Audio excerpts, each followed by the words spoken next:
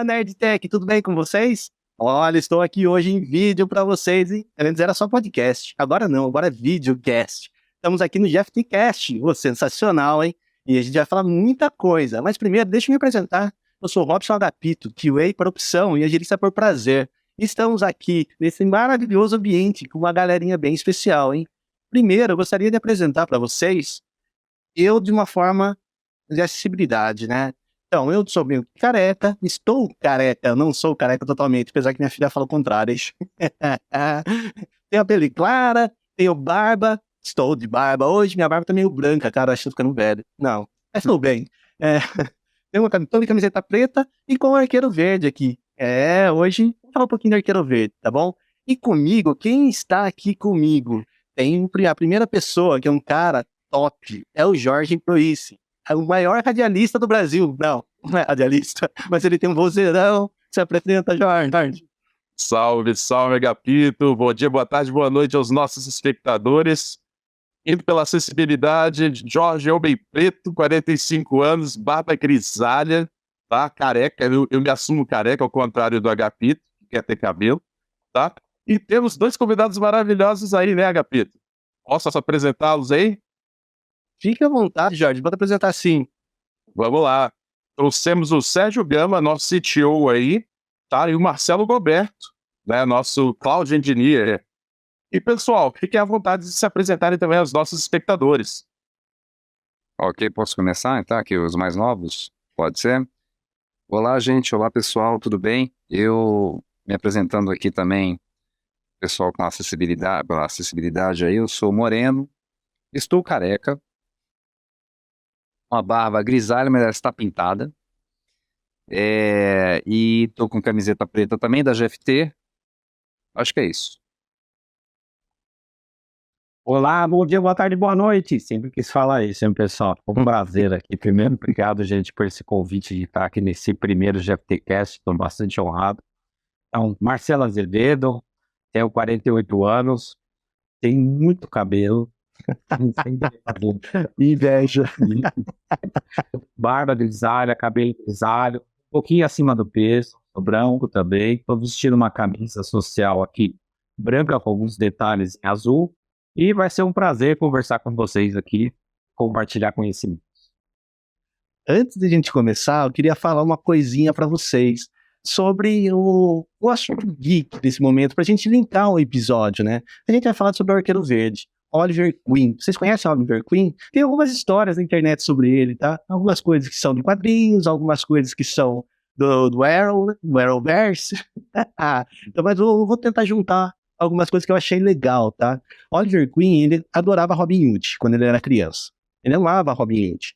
E isso fez com que ele usasse o arco e flecha e treinasse bastante sobre o arco e flecha. Isso foi muito legal, né?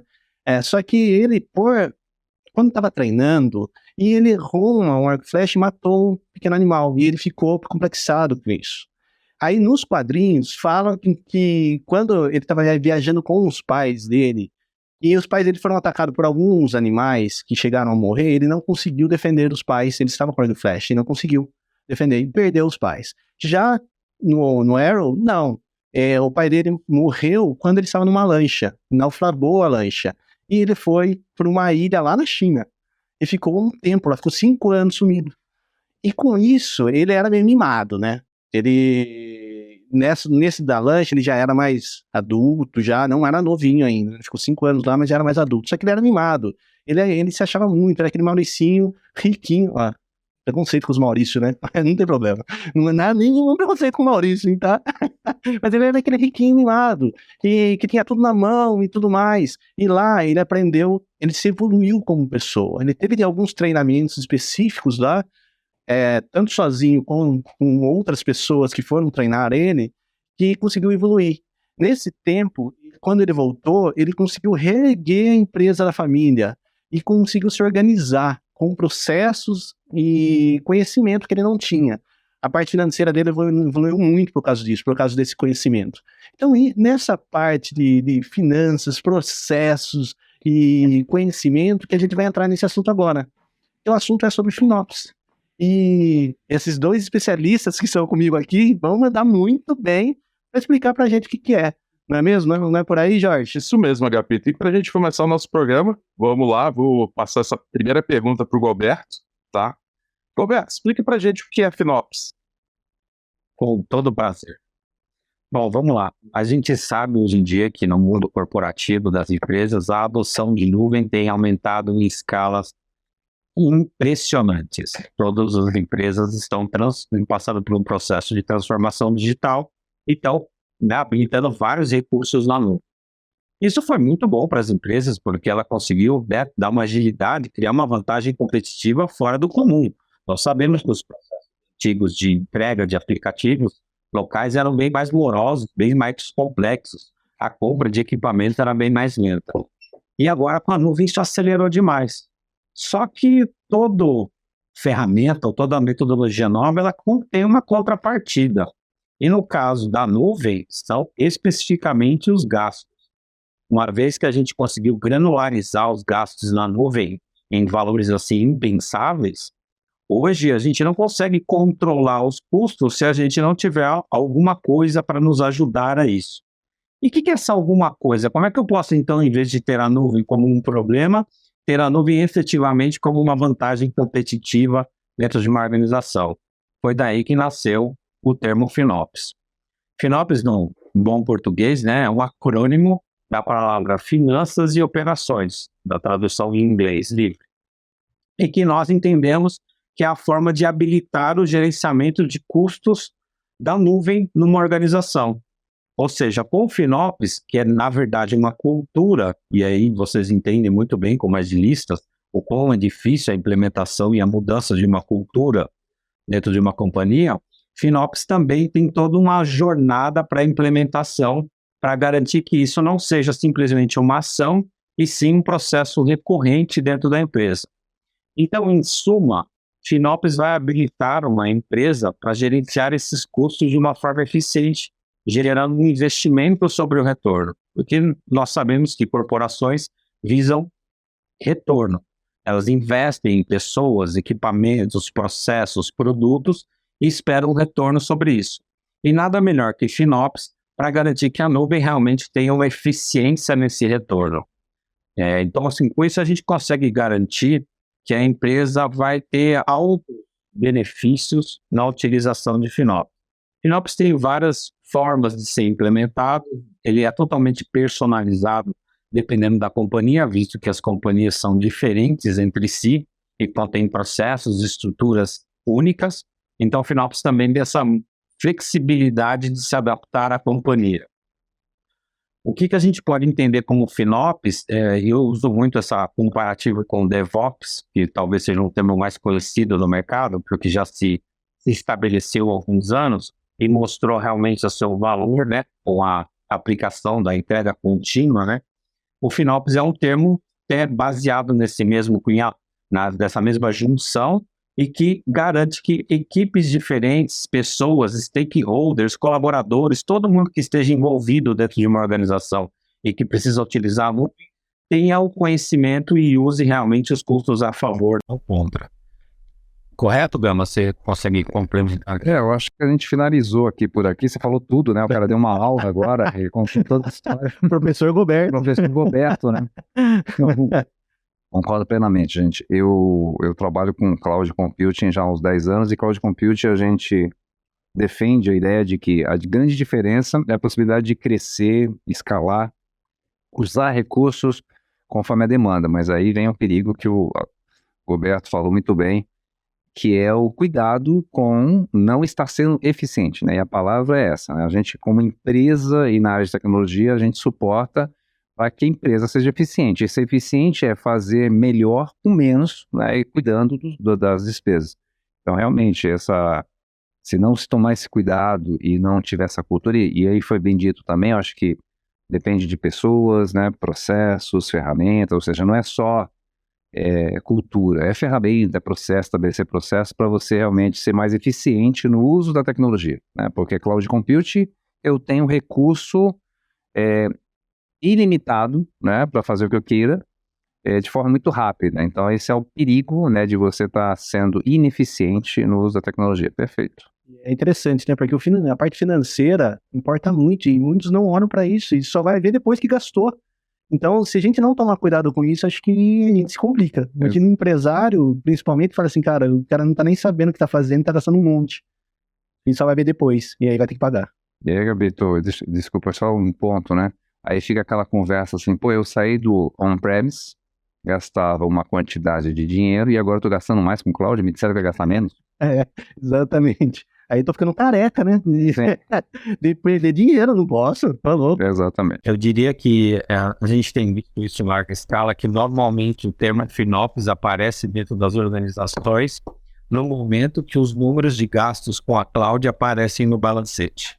Essa é a grande verdade, porque todas as empresas nessa jornada começam com experimentos, com provas de conceitos, com migrações pontuais, e os custos de cloud, por ser extremamente granularizados, eles não representam um grande número num primeiro momento, mas como a empresa vai escalando, vai vendo os benefícios de utilizar a nuvem e vai migrando cada vez de uma forma mais acelerada as suas aplicações, esse número cresce na mesma proporção ou até em maiores proporções, né?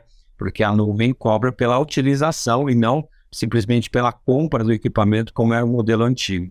Então, quando esse número começa a aparecer no radar do balancete, é onde as empresas falam, opa, peraí, alguém ouviu falar de FinOps? Como é que a gente resolve esse problema de garantir um investimento real sobre esse retorno, né? Ao simplesmente ficar gastando, como o próprio Gama apontou bem, poxa, mas antes eu gastava 1 milhão por ano para comprar equipamento, agora eu estou gastando 1 milhão por mês com a nuvem. Qual que é a minha vantagem nisso?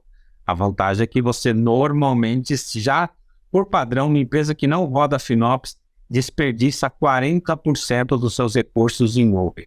Isso não sou eu que estou falando, é o estudo da Gartner que fala sobre isso. Então, toda empresa que não tem nenhum processo de governança ou de gerenciamento de custos, desperdiça 40% do seu dinheiro mensalmente. Então, imagina você aqui, a gente, uma empresa que utiliza a nuvem, eu posso quase que garantir que num processo inicial de aferição, de avaliação do seu ambiente, a gente conseguiria cortar 40% do que você gasta hoje com a nuvem. Tenho certeza que as pessoas já estão pensando no quanto elas estão gastando e medindo esses 40%, viu? Pode ter certeza disso. Exatamente. E falando em processamento, né? Tem muito a ver com o assunto que você gosta, ESG, né? Porque se eu estou gastando mais, eu estou gerando mais processamento, portanto, mais CO2 e tudo mais. Então, é muito fácil entender o seguinte, né? Tem a vantagem e a desvantagem se a gente pensar nessa questão do custo, né? Se eu rodar um premise num servidor, e eu já fiz isso, eu sou um dev, né, robista, você pode deixar num servidor no final de semana rodando uma aplicação. Aquilo você não vai pagar mais, porque eu já comprou, já tem licença, já está tudo rodando e eu tenho o equipamento ali. Mas se eu faço isso na nuvem, aí o custo vai lá para cima, né? Então veja que a diferença, né? Então a vantagem das desvantagens, né? E o cuidado tem que tomar. Alguns benefícios aí do FinOps e tal, mas quais são os outros benefícios? Sei que tem vários por aí, escondidos aí, que a galera não conhece. E aí, Gama, o que você pode passar pra gente aí, ô Roberto? Fique à vontade para falar. Bom, a gente falou de uma coisa que é importante, que é a eficiência, né? Ou seja, a eficiência é ter transparência, saber o que está usando, o momento que está usando, quando está usando, conseguir ter visibilidade em termos de squads, inclusive, de por área, conseguir trabalhar com centro de custo, inclusive. Eu acho que essa é uma responsabilidade importante dentro de FinOps. Eu acho que é isso, né, Roberto? Além de outras. Não, isso mesmo, Gama. Você tocou, acho que no cerne principal de FinOps, que é um dos fundamentos, né? Que são 3 grandes pilares de FinOps como benefício. O primeiro é a transparência, o segundo é a alocação de custos, né? Então, assim, como é que eu posso, né? Antigamente eu tinha lá a minha máquina, eu sabia o quanto eu gastava por ano com ela para refazer essa máquina, né? Tirando a depreciação contábil. Agora eu preciso saber o que cada um está gastando, o que cada produto, para poder efetivamente calcular o meu ROI, né? Então a alocação de custos para a nuvem é muito importante. E a gente tem um sistema fácil e tranquilo de fazer isso, que são os sistemas de tagueamento. As próprias nuvens permitem isso, né? Mas só que a maioria das empresas não tem uma política, uma regra para isso, então eu acabo tendo um pool de recursos, não sei quantas instâncias de servidor, não sei quantos databases, eu não sei efetivamente quem são os proprietários, quem que paga por aquilo, não sei se aquela empresa ela tem uns custos aferidos e definindo para quem está utilizando realmente, se está dando retorno. Então acho que os benefícios são muitos. E o principal, eu diria, que hoje para a organização nesse mundo VUCA, né, que é um mundo mais dinâmico, tem a ver com a decisão de tomada de decisão. Só que nos modelos antigos, a tomada de decisão era feita em relatórios que eram liberados mensalmente, semestralmente, planos estratégicos para 5 anos. Hoje a gente tem um mundo mais dinâmico, mais rápido. Então eu preciso tomar decisões mais rápido. E qual a melhor forma de tomar decisões? Baseada em dados. Então o Finops pode habilitar você a saber se o que você está gastando com a nuvem naquele momento exato está fazendo sentido para a companhia. Se você houve alguma anormalidade de utilização, que você possa tomar uma ação preventiva muito antes que ela cresça e se torne em grandes proporções. Você pode evitar vários problemas simplesmente fazendo a governança dos custos. Porque não se esqueça, os custos, no final, são recursos habilitados. Então, se eu estou olhando para os custos, é só uma forma diferente de olhar para esse prisma e garantir que nada está saindo fora do controle e que tem alguém ou algum sistema, algum monitoramento acompanhando efetivamente o que está acontecendo, para que eu não tenha nenhuma grande surpresa, como daqui a pouco tem um número extremamente astronômico no meu balancete que eu nem previ, porque a nuvem cresceu de uma forma totalmente desordenada. Acho que essa é a palavra. Assim como cidades que crescem de forma desordenada tendem a ter problemas, a nuvem é a mesma coisa. Se eu não criar todo um parque para estacionar realmente os meus recursos, né, a famosa landing zone, garantir políticas, eu vou crescer de uma forma desordenada e a hora que eu olhar, eu vou ter uma cidade instalada cheia de problemas, ou vou ter uma nuvem instalada com milhares, centenas de milhares de recursos que eu não vou nem saber o que eu posso desligar, o que eu não posso, qual é a interdependência, o que deveria estar gastando menos, o que está gastando mais. Então, assim, eu acho que esses são os principais benefícios que a empresa pode tirar de Finops, né? Garantir realmente que os custos sejam eficientes, né? Fala pra gente qual a função principal, né, do time de Finops, né, e quais os perfis, né, que tem nesse time, quais os principais perfis e quais as competências desses perfis dentro desse time. Legal, Gê. Eu acho que é um assunto bem interessante, porque Finops, por se tratar de uma cultura, ele tem que permear toda a companhia, obviamente, né? Todo mundo tem que ser responsável pelos custos de nuvem. Porque hoje, antigamente os custos eram muito direcionados à área de TI, efetivamente, e a parte financeira se preocupava mais com a aquisição de equipamentos. E hoje não, a nuvem se tornou uma responsabilidade de todos. E como é que eu componho esses times, né, para ajudar a implementar a Finops? Obviamente que nós temos o time principal, que é o próprio time de Finops. Normalmente são pessoas que são contratadas para fazer esse serviço, ou seja, garantir que a cultura de Finops seja implementada em todos os níveis, em todos os times, em todos os colaboradores, permita treinamento, permita-se ser o guardião da informação, porque a gente sabe que uma cultura, ela só tem chances de se perpetuar dentro de uma empresa se ela tiver um guardião dessa cultura, aquela pessoa que, ou time que vai garantir. Mas um dos outros fatores muito importantes de Finops é a colaboração entre times. Nós todos sabemos o quão é difícil uma equipe de TI conversar com uma equipe financeira. Nós não temos um linguajar comum. Por exemplo, você pode me dizer um linguajar financeiro? Uma palavra que não é comum para quem é de tecnologia? Budget, por exemplo, não é uma palavra comum. Sim. Né? Forecast. Quem é de tecnologia não conhece muito bem essas palavras. E quem é da área financeira conhece muito bem. Como é que eu faço esses dois times conversarem? Aí o time de Finops entra, porque ele vai criar uma normatização desses termos. Aquele que não sabe vai aprender e aquele que já sabe vai ensinar. Que legal. Vai haver uma equalização disso. Segue mesmo o caminho do DevOps, né? Isso, porque quando você fala de entrega contínua, o cara vai dizer, é o carteiro que vem todo dia aqui. Não, entrega contínua é a capacidade de conseguir colocar um produto rapidamente no ar. Então você começa a equalizar isso. Então, esse é o principal papel do time de Finops, né? Habilitar as tarefas que vão ser executadas, ser o guardião da cultura. Mas, obviamente, esse time não tem conhecimento técnico e nem conhecimento de finanças e muito menos conhecimento de negócio, que é aí que entram os demais times que faltam. Você tem um time que são os gerentes de produto. O meu amigo Jorge conhece muito bem, né, Jorge? São os famosos POs, né, os Product Owners. São os que realmente conhecem o que o produto tem que entregar de valor ao negócio. Ele não conhece estruturalmente como é a arquitetura, ele não conhece como que é o produto, mas ele sabe o que o produto tem que fazer, o que ele tem que entregar. E esse time é muito importante porque ele se torna responsável por aquela estrutura que ele está criando. Ele não deixa de ser só mais um consumidor de tecnologia, e sim ele se torna um responsável pela tecnologia do seu produto, que essa é a grande diferença. Então esse time passa a absorver conhecimentos de finanças e conhecimentos de tecnologia, que é o que conecta ao próximo time, que é o time de operações. Nós tínhamos, antigamente nas empresas, aqueles profissionais que ficavam sentados naquelas salinhas frias, né? Cuidando do parque dos vendedores, fazendo o cabeamento.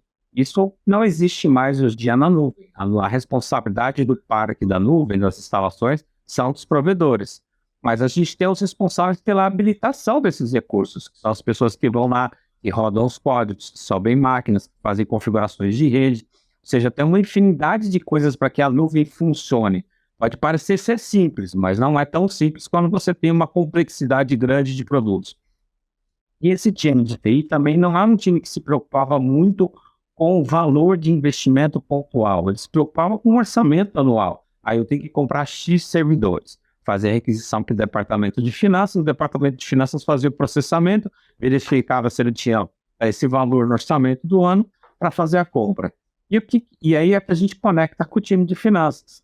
O que o time de finanças conhece do processo? Ele não conhece o produto, ele não conhece a infra, ele só sabe que chega uma ordem de compra, ele executa essa ordem de compra, recebe os boletos para fazer os pagamentos, as ordens de pagamento, executa e põe no balancete. Só que hoje o time de finanças pode contribuir e muito para esse gerenciamento do custos, porque ele tem conhecimento de previsão futura, de previsibilidade, de custos, de ajudar nessa alocação. Então, quando a gente fala dos times de FinOps, a gente está falando desses 4 grandes times. É o time de FinOps, efetivamente, é o time de operações, é o time de finanças e dos proprietários de produto, né, dos Product Owners. E esses 4 times têm que trabalhar em conjunto para atender o que FinOps precisa. E não simplesmente o que acontece em algumas companhias, simplesmente define-se uma pessoa que é responsável por fazer todo o trabalho. Essa pessoa ela tem que acessar a nuvem, ela tem que garantir que o está alocado, ela tem que garantir que as políticas estão implementadas, que o cara lá da ponta não está usando o recurso errado. Como que eu vou garantir isso se ela é uma pessoa? Não que não exista pessoas com essas capacidades, mas é muito complicado uma pessoa só deter todos esses conhecimentos. Então, por que não unificar todos num super time? Gosta muito de heróis, né? Acho que é uma Liga da Justiça no final. Imagina. Essa é realmente dos times no final. Você tem um time de pessoas que vão estar envolvidas, algumas pessoas com 100% do tempo, outras pessoas pontualmente, mas elas vão garantir que, desde o plano estratégico da empresa até efetivamente a entrega e execução do produto em alta disponibilidade, tudo esteja conectado e nada se perca nessa linha. Imagina, né? Falar para uma pessoa que é técnica, viu? Você provisionou o mês que vem? E o próximo mês? O cara fica maluco. Como assim, mano? Eu não sei o que é isso. Exatamente. E assim, tem que ter a visão, a gente falou de produto aqui, né? Quanto custa o produto para a empresa?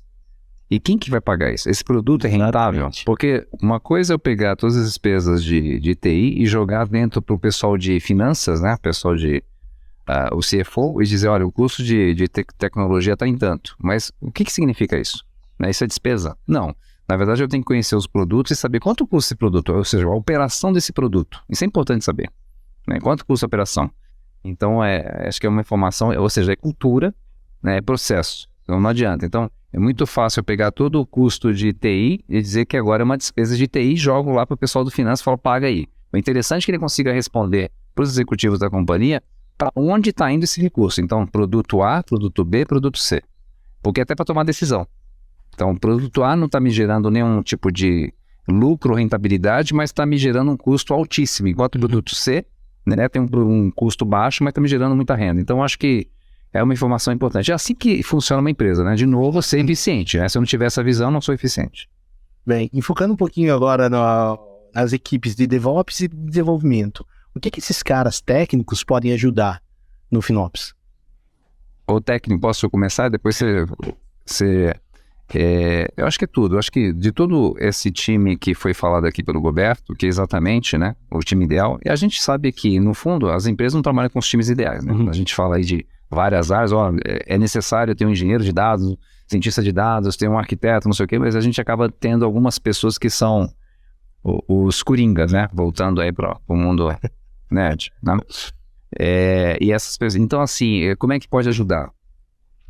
Na verdade, eu acho que é uma mão, ou uma via de duas mãos, na verdade, né?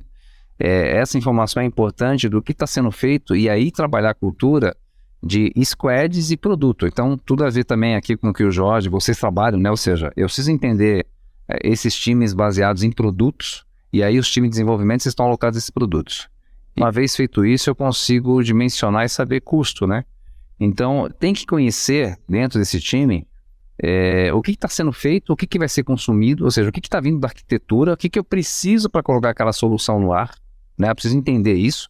E junto a esses times trabalhando juntos, a gente vai poder fazer aquilo que você comentou, né? Previsibilidade. Então, assim, o que eu vou gastar no próximo mês, no próximo ano, se eu crescer, se eu tiver uma evolução junto com o pessoal de business, né? Então, assim, se eu tenho uma perspectiva de crescimento em termos de negócio, agora eu consigo também ter uma perspectiva em termos de crescimento de uso de tecnologia. Então, uma boa arquitetura tem tudo a ver. Com certeza. Tem que estar conectado com o pessoal de final. Por isso que é interessante que a gente pegar o asterisco Ops, né? AI, Data, Dev, Sec, tem um monte de Ops. Por quê? O importante, veja, né? Lá no sistema eu estou falando de operação, ou seja, a operação que vai me dizer quanto custa esse negócio, quanto custa para operar, quanto custa para eu manter esse negócio, né? Então tem tudo a ver, desde do design da arquitetura, eu tenho que ter essa preocupação, né?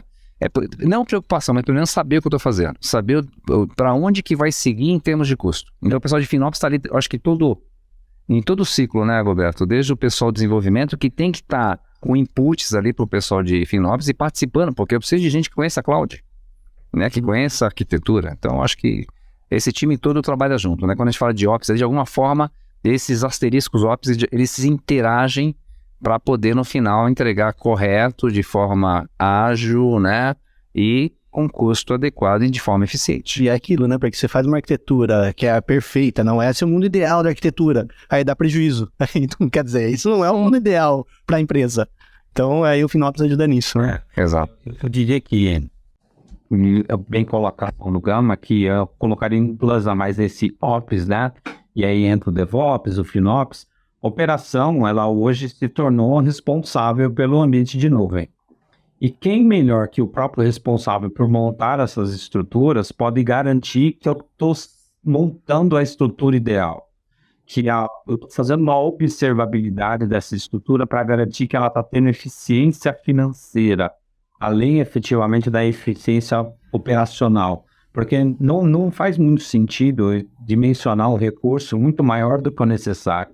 Eu posso estar garantindo que o meu usuário lá na ponta não está tendo nenhum tipo de problema de acessibilidade, de tempo de execução, mas eu posso ter um recurso menor, gastando menos, oferecendo o mesmo resultado. Então aí é que o time de DevOps entra fortemente, ele consegue, através das automações, né, dos famosos infraestruturas code, de a normatização do que é entregue. Porque hoje, se você deixar isso livre, que é o que acontece sem governança, cada um cria o recurso que melhor lhe convém. Então, imagina no modelo antigo o cara pedir um servidor. Ele não fazia ideia se ele ia usar aquele servidor na integridade ou não. Então ele pediu o maior, porque ele não sabe o tamanho da aplicação, não sabe que o cara vai crescer. E a nuvem permitiu que a gente possa crescer por passos. Eu não preciso começar grande, se eu não tenho uma alta demanda, eu começo pequeno e aí eu vou escalando conforme a necessidade. Então o time de DevOps consegue automatizar esse processo de entrega, garantindo que eu não perca o controle, né? Crie pequenos guarda-reios que garantam que, olha, num ambiente de desenvolvimento, você não pode entregar uma máquina maior que essa estrutura, porque não faz sentido. Você está falando de desenvolvimento. Quem vai acessar é meia dúzia de programadores. São os meus amigos agapitos da vida, que vão fazer teste. Não é necessário, né? Você tem uma grande estrutura, diferente do ambiente produtivo, que aí sim, talvez eu tenha que ter uma configuração maior, mais parruda para conseguir atender a demanda de usuário. que no primeiro momento pode ser pequeno, eu estou lançando um produto novo. Uma outra coisa que DevOps ajuda muito nesse processo é o compliance. Será que eu estou criando com a segurança que eu deveria criar? Será que o que está sendo implementado está tendo a segurança que deveria? Porque isso é importante para a empresa, não ter brechas de segurança, porque brechas de segurança podem acarretar com problemas. Então, o DevOps também consegue incorporar isso lá dentro. Então, acho que isso é o que traz bastante de DevOps, por isso que o time de operações é um dos times pilares do FinOps, né? Olha lá, DevOps. Olha lá, agilista, criou. Vocês agora, hein? QA também, não falou de QA aqui, hein? Sobrou para todo mundo, né, Gabi? E aí, pessoal, eu queria saber a influência, né? A gente falou aqui bastante sobre segurança, sobre cloud e tudo mais. Qual a influência direta, né, da segurança na nuvem para FinOps, né? Se vocês puderem complementar um pouquinho mais, dessa vez eu vou passar para o Sérgio. O Sérgio está mais quieto aí. Opa, tem tudo a ver, influência total. A gente trabalha normalmente, quando a gente trabalha com a parte de infraestrutura, e a gente fala de operação, parece que a gente está falando do final, né? Mas tem que começar lá no início, né? Então, assim, eu entendi de novo, né? Eu insisto nisso, porque a gente precisa entender o negócio. Porque se eu perguntar para o desenvolvedor, que é todo animado, ele quer o melhor ambiente do mundo, não importa o tamanho do negócio e realmente como é que vai evoluir. E aí, respondendo, Jorge, segurança tem tudo a ver, porque impacta no correto uso. Então, se eu abrir para todo mundo e não tiver um controle, por exemplo, que a gente chama do RG, do Resource Group, ou seja, como é que vão ser montados esses ambientes, né? Quem é que pode montar esses ambientes e de que maneira que esses ambientes vão evoluir? Quem que pode agregar mais serviço, inclusive, ao ambiente? Tem que ter segurança envolvida. Então, segurança no sentido de como é que eu monto esse ambiente, como é que eu faço a governança e gestão desse ambiente. Então, envolve segurança. E envolve também, que talvez seja segurança ou não, mas como que esses códigos, porque eu, por um erro de desenvolvedor, eu posso crescer e escalar o uso de um serviço. Né? Então, isso tem a ver não com vulnerabilidade, mas com o uso correto de recurso baseado na aplicação. Eu posso ter um erro, um problema de aplicação ali. Então, segurança tem tudo a ver, tá, Jorge? Tem que ter segurança envolvida, porque eu não posso permitir que todo mundo do time, de alguma forma, impacte direto ou indiretamente em uso de recursos de forma incorreta. Tá? Eu acho que esse é um dos pontos. Não sei se tem outro ponto aqui que o Roberto queira colocar também. Não, acho que isso foi bem feliz, Guilherme, é isso mesmo. Eu acho que assim, o principal ponto que o FinOps pode apoiar a questão de segurança, lembre-se que FinOps trata-se muito de monitoramento e observabilidade do ponto de vista de custos. Eu sei que existe toda a parte de SRE, que hoje é utilizada dentro das companhias exatamente para monitorar o consumo, o processamento e tal. Mas você também ter um plus, que é o viés de olhar o custo, você pode identificar anomalias com essas de desenvolvimento, um possível brecha, um possível DDoS de ataque efetivamente a um sistema. E isso você consegue identificar rapidamente pelos custos, porque o FinOps tem uma das tarefas que habilita o alerta, o monitoramento do que está acontecendo. Se você tiver um gasto que ultrapassou o budget, né, o orçamento definido, alguém vai ser alertado e alguém vai ter que tomar uma atitude, nem que seja só olhar e falar, não, tá tudo certo, é isso mesmo. Era para acontecer isso. A gente fez uma campanha de Natal e aumentou o consumo no site. Não, a gente não está fazendo nada e está consumindo em larga escala o nosso recurso. Nessa hora você consegue já startar um processo preventivo para tentar sanar aquele problema. Consegue reativamente, né, proativamente acionar o desenvolvedor para que ele faça análise por que aquele determinado container está escalando sem acesso. É porque ele não conseguiu, não eliminou o processo da memória ou alguma coisa nesse sentido. Então, segurança em FinOps acaba sendo uma consequência, né? FinOps acaba habilitando uma forma também de olhar para esse viés, que muitas, por padrões, todos nós sabemos que nós devemos ter o Data Privacy por Designer, boas práticas de segurança, a permissão de acesso mínima, né? Mas a gente acaba esquecendo para isso também. Então, o FinOps também traz isso para a mesa, fala, olha, quem pode acessar esse recurso? Quem vai poder criar recurso na nuvem? Quem é os times que estão habilitados para isso? Então, o FinOps começa a fechar essas portas e trazer para a mesa o tema segurança.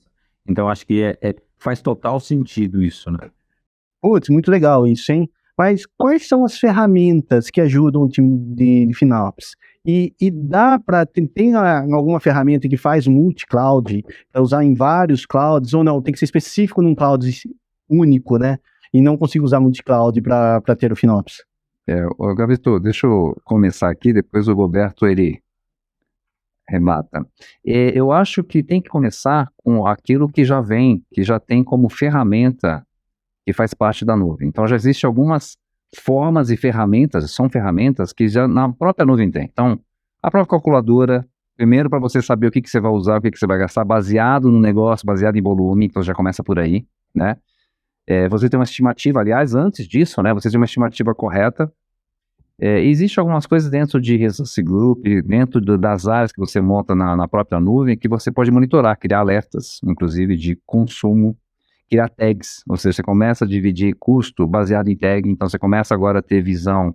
São coisas que já está dentro da plataforma que você pode utilizar no dia a dia. E aí tem a ver com cultura. Então, a cultura de deixa eu olhar, eu não vou criar um ambiente onde eu tenho 10 projetos rodando lá dentro. Então, é difícil fazer gestão em cima disso. Então, o ideal é ter os squads baseados em Resource Group, criar as tags corretas e aí eu consigo ter algum monitoramento.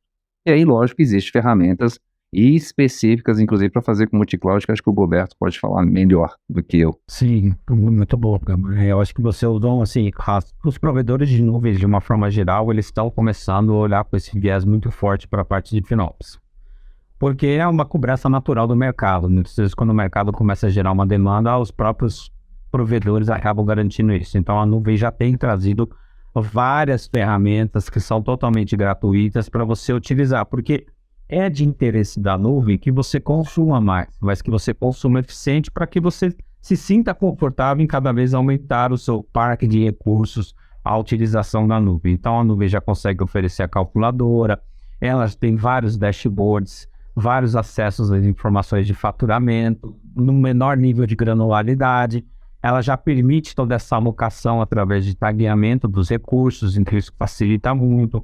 Ela tem algumas ferramentas de geração de política para que você possa criar guarda-reios para que as pessoas criem um mínimo de informação, ou a informação que é permitida, ou o recurso que é permitido para determinada condição. Então, tudo isso vai fomentando. E tem plus, que eu acho que fantástico em todos os 3 grandes players, né? Que é a própria Microsoft, a GCP, a Google e a AWS com a Amazon, que são os advisors. Então, essas 3 nuvens já oferecem ferramentas que ajudam a pontuar onde você pode ser mais performático eficientemente. Então, baseado em inteligência artificial, né, em IOPS, ele consegue analisar como está o consumo, o processamento de um determinado recurso que você já dimensionou, e ele fala assim, olha, baseado no histórico das últimas 3 semanas, esse recurso está gastando muito e você está usando pouco. Então, muda para um layer mais baixo que você vai ter a mesma aderência, o mesmo resultado, gastando menos. Porque ele está preocupado com que você tenha eficiência para isso também. Então, as nuvens já são bem completas. Mas aí a gente vem para o cenário multi-cloud, né? Que é o cenário futurístico e já se tornou um presente, né? A gente falava isso no futuro, como a cloud seria o futuro, e hoje já é mais que passado, porque quem não está na nuvem está para trás já, né? Empresas que não adotaram a nuvem em 5 anos, eu não estou sendo pessimista, eu estou sendo até otimista, vão deixar de existir no mercado por conta de não adotar uma coisa que é inovação tecnológica. A questão dos custos é a mesma coisa, então a gente precisa garantir que eu esteja utilizando esses custos de uma forma eficiente. Então, a utilização de multi-cloud faz total sentido, porque muitas vezes, lembrando que a diferença principal entre os servidores, entre os provedores de nuvem, é o custo. A gente tem os mesmos provedores prestando basicamente os mesmos serviços. Instâncias de processamento, instâncias de armazenamento, banco de dados, serviços diversos. Mas se você olhar no fundo, são todos computadores que estão provendo alguma coisa. Então o que muda entre os provedores é o preço. E já que muda o preço, eu não posso usar isso a meu favor como corporação, se na hora de implantar uma solução eu falar assim, deixa eu ver quanto está no A, deixa eu ver quanto está no B, deixa eu ver quanto está no C. Será que no C eu consigo fazer uma negociação comercial melhor que no B? Então, eu passo a utilizar a nuvem de várias maneiras, com vários provedores, para tirar o benefício para a minha empresa do retorno de investimento. Só que aí eu estou criando um complicador aí. Eu tenho que monitorar uma nuvem, eu tenho que monitorar três. Poxa, aí vai complicar, porque é como o Gama falou, vou entrar lá no painel da AWS, vou ter que fazer uma política. Vou ter que entrar no painel da Microsoft, vou ter que fazer uma política. Vou ter que baixar o relatório da Microsoft, vou ter que baixar o relatório da GCP, colocar uma ferramenta minha de análise de dados, Excel. criar um Excel, né? O famoso Excel. A melhor ferramenta que existe, cara. Eu vou ter que criar um relatório unificado para que faça sentido para a corporação, porque imagina eu chegando para um CEO da empresa e falar assim, ó, nessa nuvem a gente está gastando 10 e nessa a gente está gastando 20. Tá, mas e o produto? Não, o produto está instalado nas duas, parte nas duas, e eu não sei te dizer exatamente quanto que ele gasta. Então, assim, inviabilizou o gerenciamento de custos, porque eu não estou dando transparência. Então, já existem muitas ferramentas no mercado que fazem o gerenciamento de custos, né? E eles conseguem ter essa capacidade de olhar para várias nuvens. Por quê? Porque as próprias nuvens, os próprios provedores de nuvens criaram ferramentas, a gente já está cansado de ouvir sobre a tal das APIs, né, para que eu possa consumir essas informações de tudo que acontece dentro da minha nuvem. O custo, o uso, os recursos que eu tenho habilitado, os níveis de acesso. Então, essas ferramentas já estão preparadas para conectar essas bases de dados e trazer para dentro no ambiente da plataforma. Legal, então ela faz isso, ela consegue montar um histórico para que eu possa fazer comparativos, fazer réguas de mudança, em que momento que eu mudei, quando que eu passei a economizar. Mas além disso, essas ferramentas conseguem unificar numa única plataforma todo o meu gerenciamento efetivo. Se eu crio uma regra que eu não posso criar uma determinada máquina de um determinado tamanho num ambiente específico, não posso criar um EC2 na Amazon do tamanho X, no ambiente de desenvolvimento, eu também consigo criar essa política e a minha ferramenta replica em todas as nuvens, independente de onde eu faço a entrega desse recurso. Então isso vai facilitar muito, vai facilitar na hora de gerar relatórios. A mesma tag que eu usei para criar um recurso na Amazon vai ser a mesma tag que eu vou usar para criar na Microsoft. Então quando eu tiver o meu relatório final, ele já vai estar unificado. É tipo um integrador, né? No marketplace que tem no mercado, um integrador no meio que se cadastra ali e ele replica para as... Exatamente. Ele consegue trazer, além disso tudo, obviamente que as nuvens têm a parte de inteligência artificial da operação, essas ferramentas têm um plus a mais. Eu vou dar um exemplo aqui de um caso real. Existe uma ferramenta de mercado que ela consegue desligar as máquinas virtuais no momento que ela não está sendo usada. Por quê? Porque a gente sabe que hoje a gente está usando em larga escala o modelo de virtual desktop. Os colaboradores, de uma forma geral, têm os seus computadores na sua casa, mas a sua estação de trabalho está na nuvem, né? Que é onde ele vai lá e acessa via Citrix e tantas outras ferramentas. E quando ele sai para almoçar, o que acontece com essa máquina? Ela está ligada, ela está gastando, porque você não vai desligar essa máquina porque o cara vai almoçar. Se você não desliga, ela está cobrando. Existe uma ferramenta no mercado que consegue verificar uma inatividade, ele tira uma cópia dessa máquina, ele faz um snapshot, destrói a máquina e no momento que o usuário for precisar, ele só tem que esperar 5 minutos para essa máquina voltar ao ligar. Só nesse cenário, a empresa conseguiu economizar 20% do parque de 12 mil virtual desktops. Meu Deus. Então, assim, é muito grande. A nós, como GFT, também temos parcerias com ferramentas de terceiros que ajudam. Uma dessas é a Flexera. Aqui não é merchan não, gente. Aqui é uma boa ferramenta e a gente utiliza efetivamente. Tá? Verdade. A Flexera da IBM, através da nossa parceria com a IBM, a gente tem um modelo de contratação e implementação da Flexera dentro dos nossos clientes. E a Flexera é uma ferramenta que tem muita funcionalidade e que acelera muito a adoção da cultura FinOps. Porque tudo isso que a gente está falando aqui pode ser feito de uma forma manual, pode ser feito usando um Excel, pode ser feito usando um repositório de documentos, pode ser feito através de um técnico acessando cada uma das nuvens. É possível, porque toda ferramenta, assim, diga-se de passagem, isso é muito importante, envolve custo. Nenhuma ferramenta é de graça, a gente sabe disso. Você precisa do martelo, tem que ir lá na loja comprar. Essa ferramenta é a mesma coisa. Só que ela tem um pequeno complicador. Normalmente nós compramos ferramentas e pagamos por licença de usuário, ou a gente compra a própria licença da ferramenta. A maioria das ferramentas de FinOps, as plataformas de gerenciamento de FinOps, elas cobram um fee, né, um valor de serviço baseado no que você gasta. Então, se você gastar muito, você vai pagar mais. Se você gastar pouco, você vai pagar pouco. Então, algumas empresas preferem adotar soluções in-house, porque já tem plataforma, já tem técnicos especializados. Mas para quem tem um parque muito grande, eu trabalho com multi-cloud, é altamente recomendável uma ferramenta de gerenciamento de custos, para garantir a unicidade e principalmente empoderar, né? Acho que é uma palavra que eu gosto muito, né? A gente tem que deixar as pessoas tomarem as decisões no momento que elas precisam, sem muita burocracia. A ferramenta empodera o time de FinOps a conseguir visualizar e aferir tudo o que está acontecendo em relação à nuvem. Porque hoje um time de FinOps que tem que fazer o trabalho manual precisa de pessoas acessando a nuvem, exportando relatórios, fornecendo dados que vão ser importados para um data lake, para um banco de dados, que vão ser importados numa ferramenta de análise de dados. Então você acaba criando alguns processos. É possível, mas com a ferramenta esse processo torna-se imediato. Gastou, apareceu na ferramenta. E tem outra coisa importante, né? Quando você usa os recursos que já são na plataforma, você está fazendo com que os técnicos, os especialistas que conhecem a plataforma tenham acesso a esse recurso. Quando você coloca uma ferramenta, eu posso estar passando acesso lá para o pessoal do financeiro. Ou seja, ele não precisa conhecer a cloud para ir lá validar quais os serviços e fazer um trabalho danado. Eu me desconecto, eu não necessito de um especialista para ter visão de custo do que eu estou utilizando em cloud, né? Isso é interessante. É uma ferramenta. Eu posso passar para o executivo, eu posso passar para o financeiro, certo? E olha só, como eu peguei alguns insights aqui.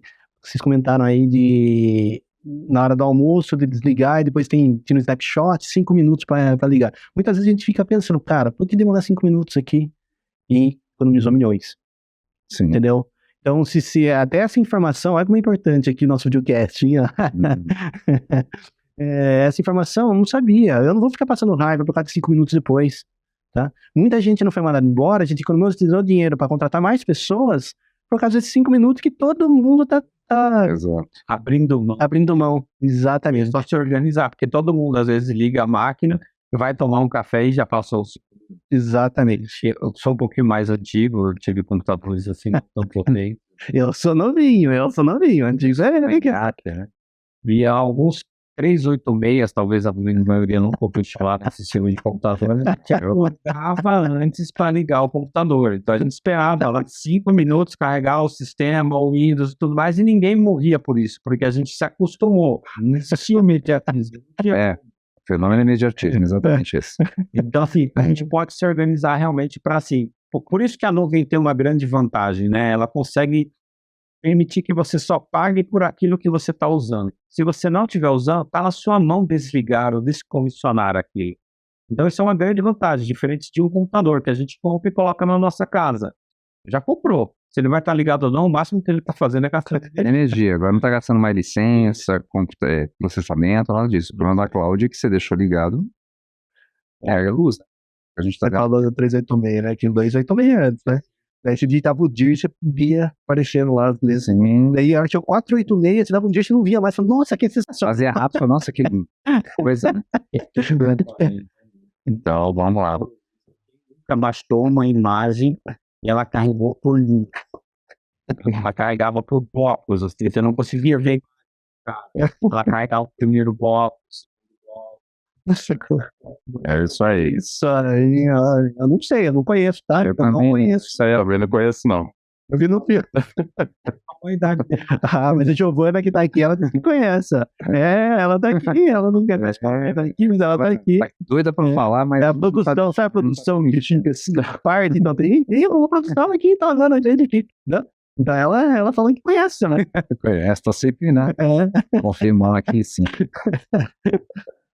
Não, o bom da resposta do Goberto foi que a gente foi pro futuro e pro passado, e a gente poderia até mudar o personagem do episódio, né? Poderia ser o Doutor Estranho no Goberto verso, né? Porque foi lá na frente, voltou pro 486 ali, o 286. Bem legal. E aí, pessoal, um modelo serverless, né? Ele compatível, logicamente, com a arquitetura prevista, ele ajudaria em certo ponto na implantação do FinOps? No que ele ajudaria, né, propriamente? Você fez assim, tocou num ponto que eu acho que é o mais futurístico presente da cloud, né? Que é a gente falar de programação sem servidor. Esse termo serverless, né, que todo mundo ouve falar, e todo mundo acha que então não tem computador rodando. Não tem, roda no... Tá na cloud, né? Na cloud.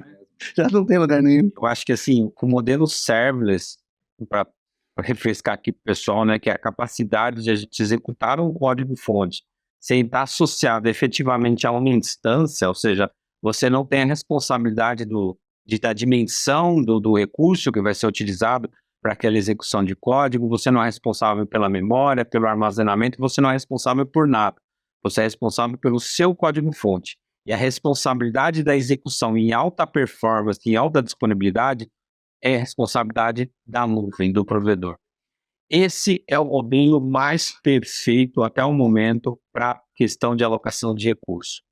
Vamos pensar hipoteticamente num cenário que eu vou criar uma API para que as pessoas possam consumir a consulta do seu CEP. Então, eu vou construir um código lá, onde a pessoa vai ter que entrar com o seu CEP e eu vou responder qual é o endereço, ou se aquele endereço existe ou não. Quando eu crio esse serviço e colocar ele na nuvem, numa função serverless, quanto que eu vou pagar efetivamente se ninguém chamar a minha função? A pergunta. Zero. No serverless. Serverless, né? Porque não tá usando, né? Não tinha nada. Então, agora, vamos supor que esse serviço me custe um centavo para a execução. Se eu tiver 1.000 pessoas chamando, eu vou pagar 1.000 centavos. isso aí. 10 reais. Eu já fiz a conta. Mas o que é legal, acho que para o pessoal até entender, quando a gente está a gente pode chamar de tradicional, a forma inicial, né, de se fazer um deploy de uma aplicação, eu tenho que fazer uma configuração de um servidor na nuvem. Eu estou na nuvem, mas eu configuro, ou IaaS, ou PaaS, não importa. Ou seja, eu estabeleço ali um ambiente onde eu vou dizer quanto eu vou rodar de CPU, quanto eu vou ter de memória. Imagina uma máquina que é virtual, está na nuvem, né?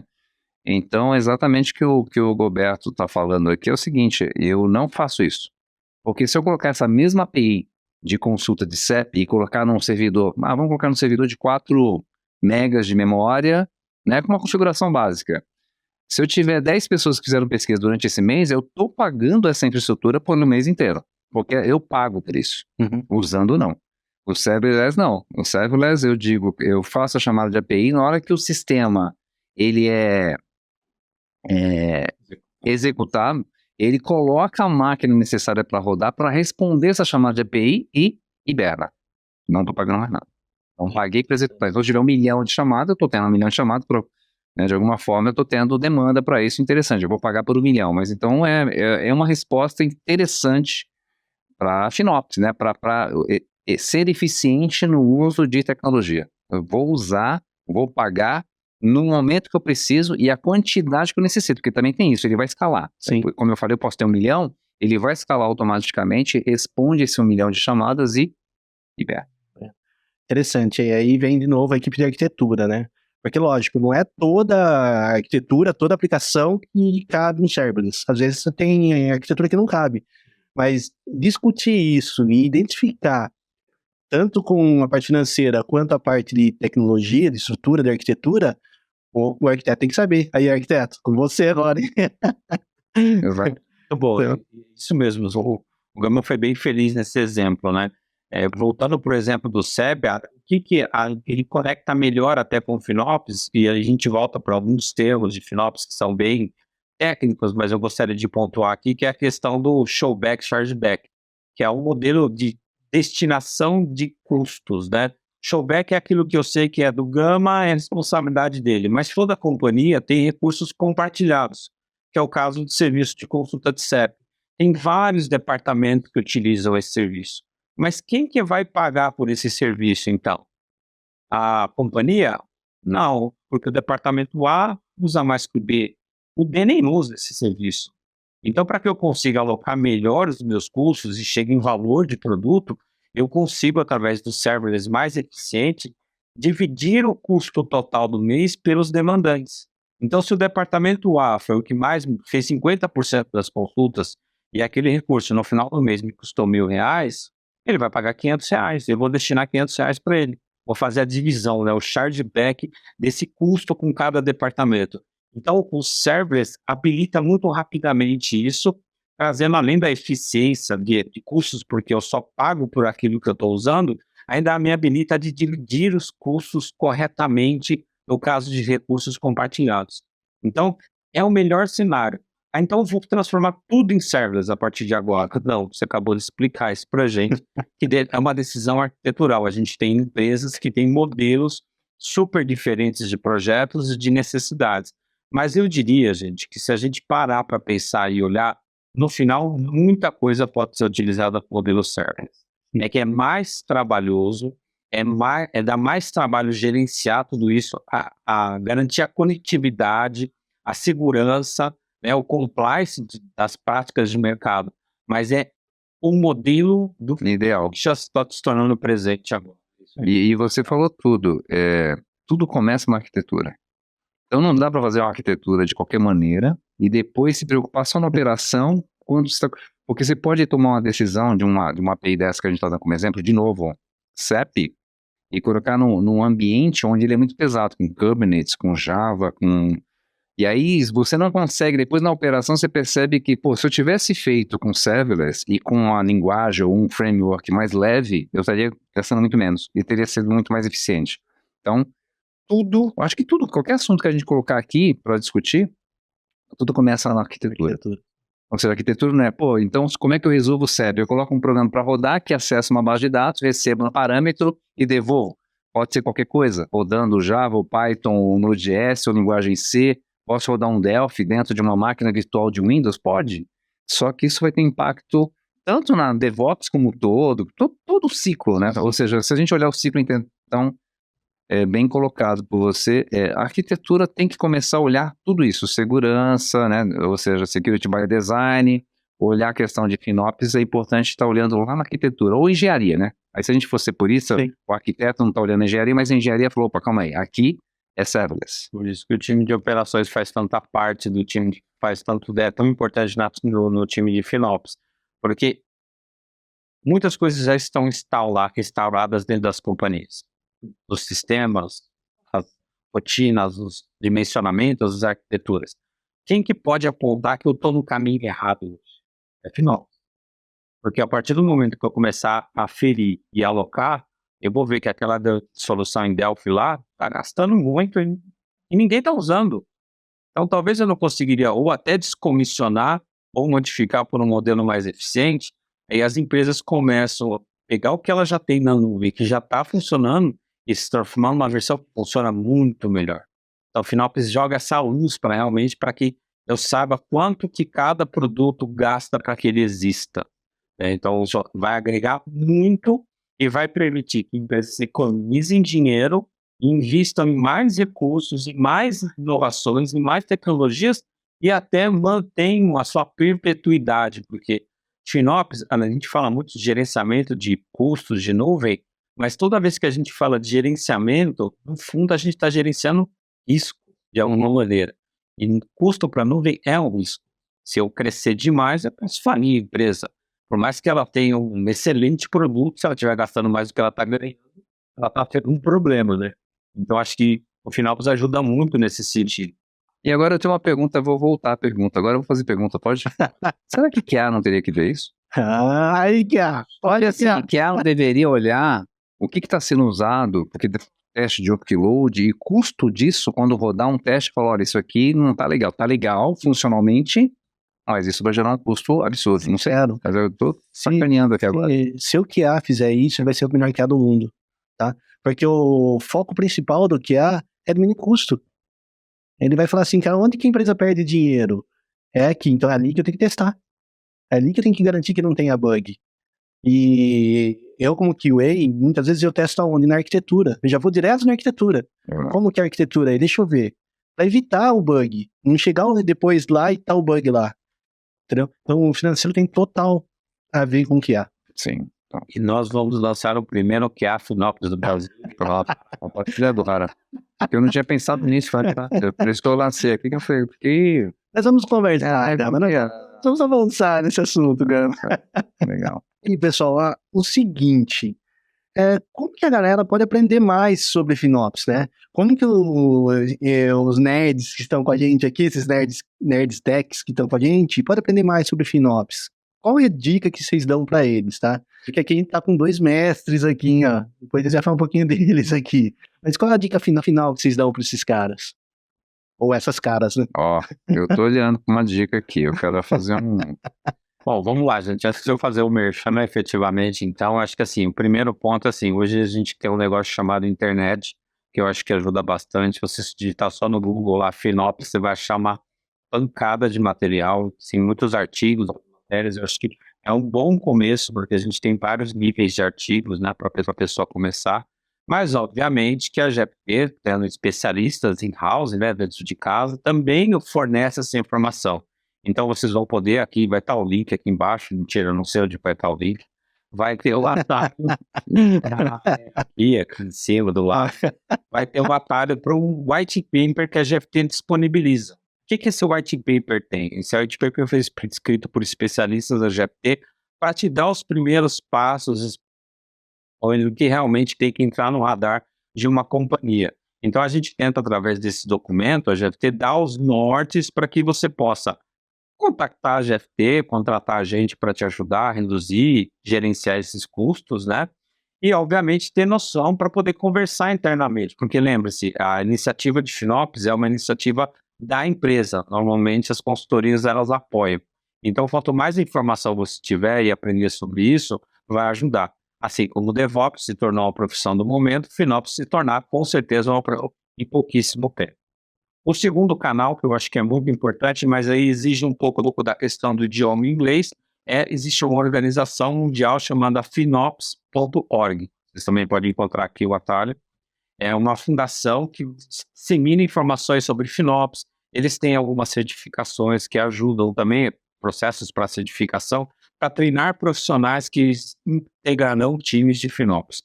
Então, acho que aquele que está querendo se iniciar nessa área, aprender mais, se tornar um analista de FinOps, eu acho que é um excelente caminho para começar. Mas ali tem a questão do requisito que precisa ter o inglês. Já existe uma comunidade brasileira dentro dessa organização, FinOps.org, mas ela ainda é pequena. Mas eu acho que também vale a pena, vai haver alguns eventos no Brasil, ao qual eu vou estar participando, ajudando a disseminar esse conhecimento para que a gente aumente isso. E claro, por último, não poderia deixar de comentar, existe um livro escrito por esse que me fala, né, Caminho das Pedras da Cultura FinOps, onde eu tento dar para vocês uma ideia de qual é o processo de implementação, um roadmap efetivo, para que você possa começar a falar sobre esse assunto, criar tarefas, porque assim como uma implementação de cultura, a gente precisa saber onde nós estamos, para onde nós vamos e como nós vamos percorrer esse caminho e o que está acontecendo, não está acontecendo ao longo do tempo. Então, eu recomendo, esse livro está na Amazon, certeza que o link vai estar aqui nos detalhes, vocês vão ver.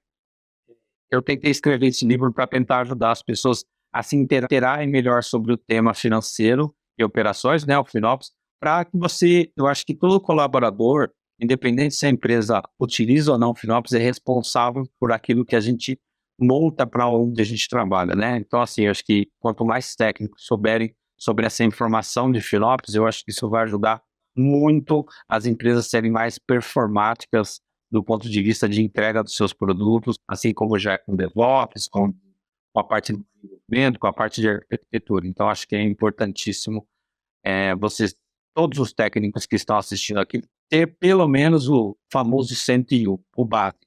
Eu preciso saber, quando estou falando de FinOps, e se não tem ninguém na minha empresa que está falando de FinOps hoje, sabe quem tem que falar de FinOps? É você, que vai estar ouvindo esse videocast, que vai estar aprendendo sobre isso e vai levar para a sua empresa e vai ser um orador de destaque, porque você está trazendo um assunto do momento para dentro da empresa e vai ajudar a sua empresa no ponto que toda empresa ama, economizar dinheiro. Falar em dinheiro, né? Falar em dinheiro. Porque...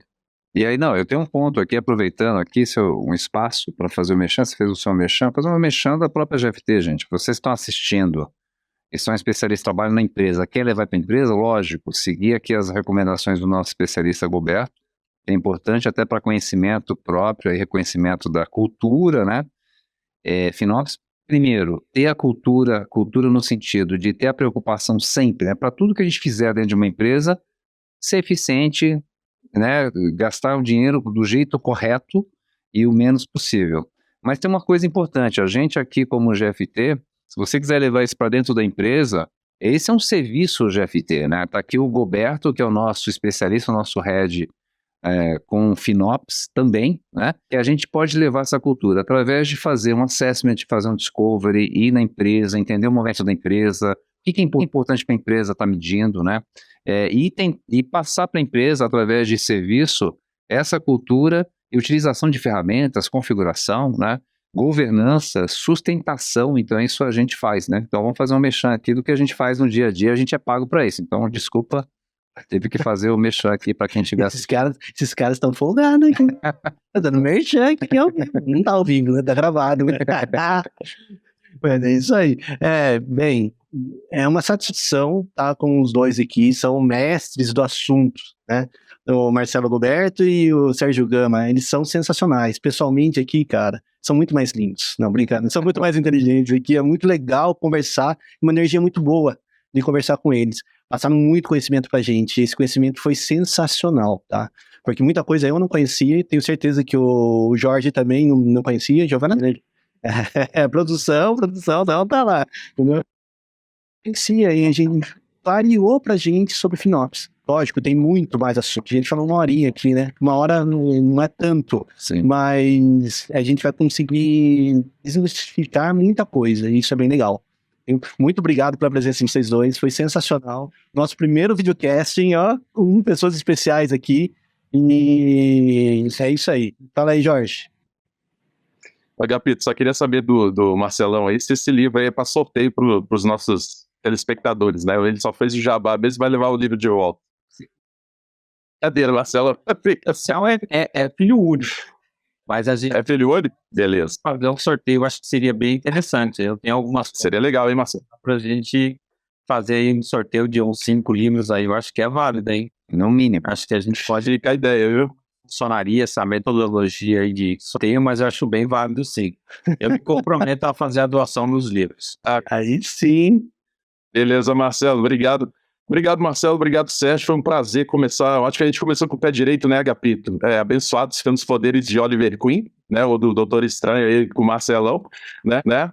Agradecemos, né, nossos espectadores aí que estiveram com a gente até o final, né, e convidamos essas pessoas a estarem ligadas nas nossas mídias aí, Instagram, YouTube, LinkedIn, nos sigam, tá? Deixa seu like, aperta a notificação ali no nosso YouTube, e confira também o GFTcast com o Bonopane, tá? Que vai ter o assunto que já está no ar, o poder da inovação do crédito no varejo, tá? Com o Fábio Felizati da Credit System, tá bom? Nosso presida, o grande Bono, tá? E estejam com a gente, Bono, coraçãozinho para você. E voltamos em março, não é isso, Agapito? Em março voltamos aí cheio de energia para cima e vambora. Isso aí, pessoal. Obrigado. Tchau, tamo junto, hein? Valeu, obrigado.